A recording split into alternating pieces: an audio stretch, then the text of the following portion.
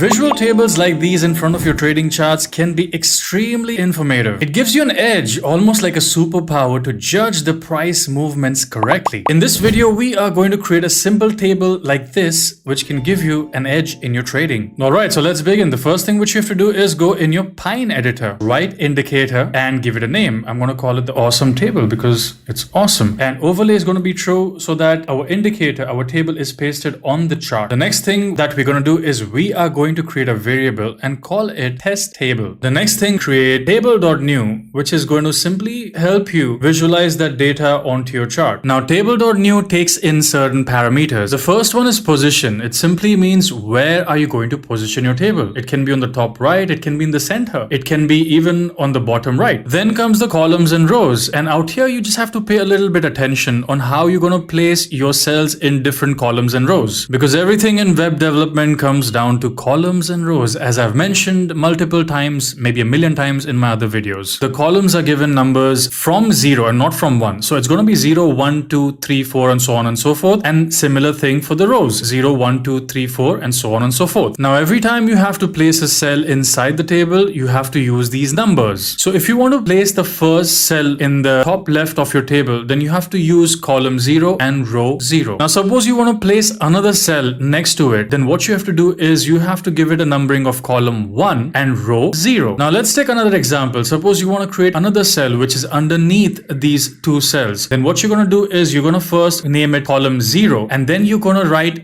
row 1 because it's going to be in the second section of the table. So just for your understanding, I'm going to place the numbering of each cell. Here it is.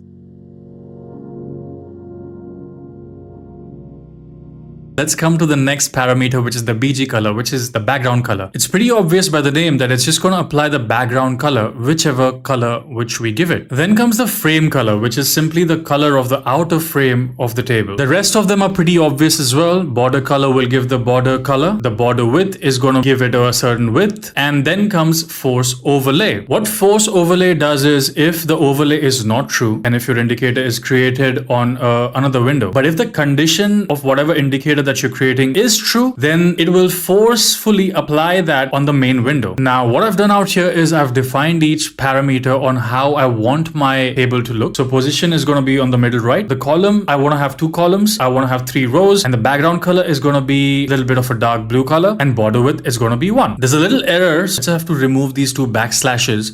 There we go. So now I'm going to press update and nothing shows up because we still have to define our table cells. So to create the cells, first we have to write is if bar state dot is last, which is a built-in boolean in Pine script that returns true only on the most recent real-time bar of the chart. And then we can create our table.cell. Now table.cell has its own parameters. We're going to start off with table ID, which is going to be test table. That's going to be our variable. Then we're going to define our columns and rows. So out here the first cell is going to be with the column number 0 and the row is going to be row number 0. The text out here is going to be the current price. Now for this cell, I'm just going to give it a nice background color, which is going to be a little bit light brownish, and text color, which is going to be dark. Update on chart, and there we go. Looks pretty good. Even though it's a simple box, I like it. Now what I'm going to do is simply copy the table.cell and create another one. And then in that, I just have to change the row number and the column number. Our first cell is column 0 and row 0. Our second one is going to be column 1 and row 0, and update. And there we have our second cell ready as well. Now I'm simply going to just copy this code and repeat it 4 more times. 1, 2, 3, 4, boom, done. Now once you're done with that, you simply have to change the rows and columns to simply place it in your table. So I'm quickly going to do that. So of course, everything out here says current price. So all we have to do is just go back to our code and design each cell properly. So first, let's come to cell number 2. I'm just going to take this code out and paste my code. So out here, the text, I'm going to add string.toString and the closing price. And I'm going to give it a simple BG color, text color, and update it. So what it's done, it's basically gotten me the string value for our current price, which is the close of the candle. Then I'm going to go to cell number 3. I'm going to take this one out and I'm going to call it RSI, and I'm going to give it a BG color a little bit lighter so that it looks distinguished from our other cells as well. So out here, I'm just going to update the chart real quick, and there we go. The RSI is displayed and it looks nice. All right, so let's attack the 4th cell. So for this one, what we have to do is first create those values, the RSI values and the ATR values. And for that, first we have to create the variable called RSI, and then Then we are going to call in the preset code by Pine script. We're going to call it ta.rsi, and we're going to give it an argument of close and 14, which means over 14 candles. We're going to do the same thing with ATR. We're going to give a variable of ATR and write ta.atr. And out here, only one argument is required, which is going to be the length, which is going to be over 14 candles. All right, so let's go to our cells and make those changes. So this one, I'm going to just call in the RSI, put it in the string, and that hashtag is basically for, I want to round the figure because usually it comes in multiple decimal points and just takes over all the place. So I just want it to be a clean number without any decimal points. And now we're going to simply repeat the process and do this for the last two cells as well. There we go. So ATR is the text and string is going to be the ATR variable which we kept, and boom, it's ready. Our table is ready. It looks beautiful. And out here in the indicator, we can also see the awesome table, and we can switch it on and switch it off. Now go ahead, try it out and make your own table with cool conditions. See you in the next one. Bye.